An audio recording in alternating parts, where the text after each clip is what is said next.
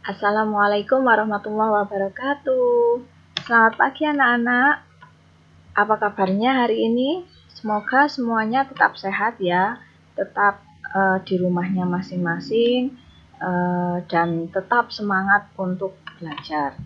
Nah, hari ini kita bertemu lagi di pembelajaran kimia secara daring bersama saya dan sebelum kita mulai pembelajaran, seperti biasanya, marilah kita berdoa terlebih dahulu ya nak ya. Berdoa menurut agama dan kepercayaan masing-masing, berdoa dimulai. Berdoa selesai. Nah, nak, masih ingat materi kita minggu kemarin, nak? Ya, kita minggu kemarin membahas tentang tata nama senyawa, betul.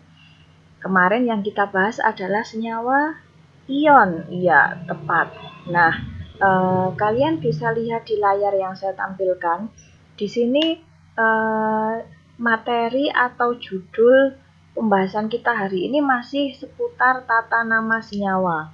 Kalau minggu kemarin kita sudah membahas tentang penamaan atau tata caranya menamai senyawa ion. Nah, untuk minggu ini akan kita lanjutkan untuk caranya menamai senyawa kovalen.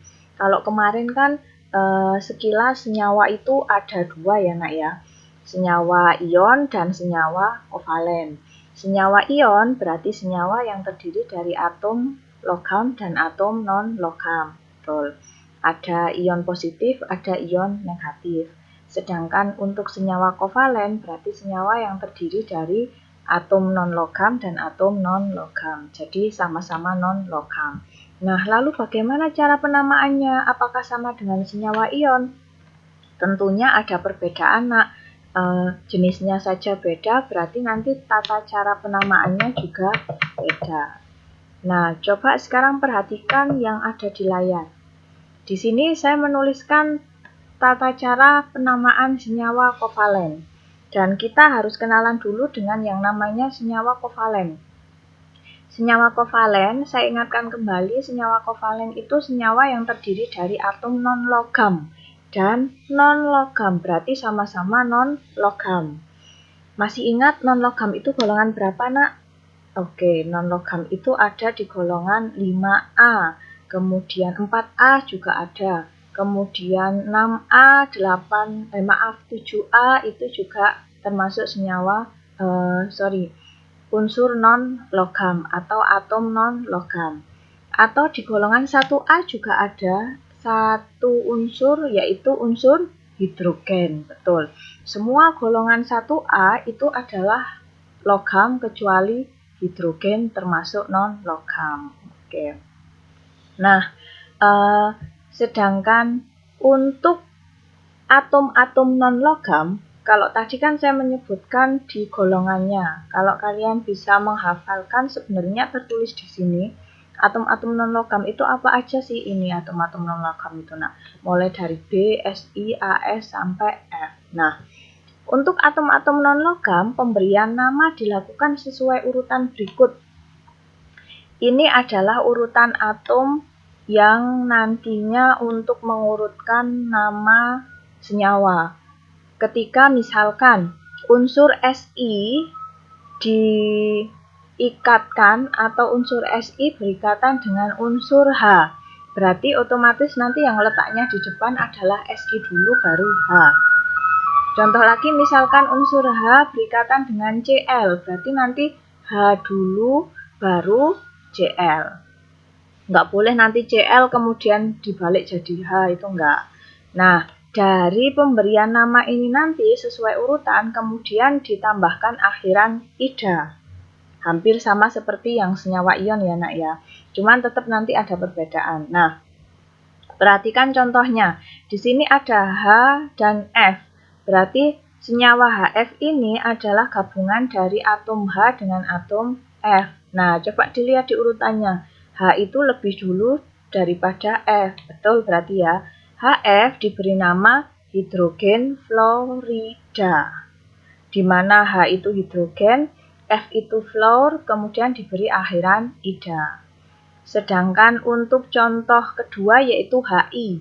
HI diberi nama hidrogen iodida, di mana H itu hidrogen, I itu iodin, kemudian diberi akhiran ida. Jadilah namanya HI itu hidrogen iodida.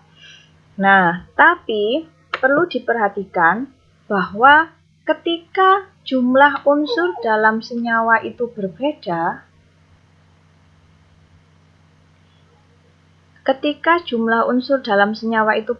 ya nak ya, maka untuk menyatakan jumlah masing-masing atom itu perlu menggunakan rumus kimia yang diawali dengan angka Yunani. Contoh misalkan kalau jumlahnya 1 berarti diberi tambahan mono, 2 di, 3 tri, 4 tetra, 5 penta, 6 heksa, 7 penta, 8 okta, 9 nona, 10 deka. Ini kalian harus hafal ini supaya nanti bisa untuk menamai. Nah, sekarang kalau saya hanya menjelaskan seperti ini, mesti nanti nggak ada gambaran. Ini saya beri contoh supaya kalian bisa ada gambaran. Di sini adalah contoh nama senyawa kovalen yang ketika jumlahnya itu lebih dari 1. Contoh misalkan atom C dan atom O, jadilah senyawa CO. Kebetulan ini sama-sama non-logam dan non-logam. CO berarti nama senyawanya yaitu karbon monoksida. Kenapa? Karena O-nya berjumlah 1. Jadilah karbon monoksida. Di mana C itu karbon, O itu oksigen, tapi diberi awalan mono dan diberi akhiran ida. Jadilah karbon monoksida. Kemudian CO2, karbon dioksida, di mana karbonnya itu C, D itu menunjukkan O-nya 2, kemudian O itu oksigen, tadi diberi akhiran ida. Ketika ada Cl2O7 berarti dikloroheptaoksida. Atau misalkan N2O5 berarti dinitrogen pentaoksida, di mana nitrogennya 2, oksigennya ada 5. Ini adalah tata cara penamaan senyawa kovalen. Nah, untuk hari ini kita fokus belajar tentang tata cara penamaan senyawa kovalen. Jadi saya harapkan kalian nanti bisa memahami bagaimana tata cara menamai senyawa kovalen. Kan minggu kemarin sudah memahami tata cara penamaan senyawa ion. Dan untuk minggu ini belajar untuk memahami penamaan senyawa kovalen. Nah, dari penjelasan yang sudah saya jelaskan tadi tata caranya, untuk mempermudah atau lebih paham tentang materi ini, silahkan materi yang saya sampaikan tadi dibuat rangkuman, kemudian dituliskan di buku tulis kimianya masing-masing. Nah, untuk latihan soalnya itu kita agendakan di pertemuan berikutnya aja ya nak ya, jadi nanti bisa terfokus untuk latihan soal. Untuk minggu ini kita hanya membahas tata caranya kalian bisa paham bagaimana menamai senyawa kovalen. Dan digabung dengan minggu kemarin yang bagaimana kalian bisa paham menamai senyawa ion. Kalau minggu kemarin kan sudah kita belajar khusus senyawa ion. Nah, minggu ini kita belajar khusus senyawa kovalen. Silakan dipahami betul-betul. Kalian nanti kalau sudah paham berarti nantinya bisa membedakan, oh kalau penamaan senyawa ion itu seperti ini, kalau penamaan senyawa kovalen itu yang seperti ini. Nah, untuk hari ini Ibu cukupkan, semoga pembelajaran kita hari ini bisa bermanfaat. Kalau kalian nanti ada pertanyaan bisa ditanyakan langsung melalui grup WhatsApp, dan jangan lupa untuk absen di bawah kolom komentar atau di kolom komentar di bawah video yang nantinya diupload ini. Terima kasih untuk partisipasinya dan kehadiran serta semangat belajarnya hari ini.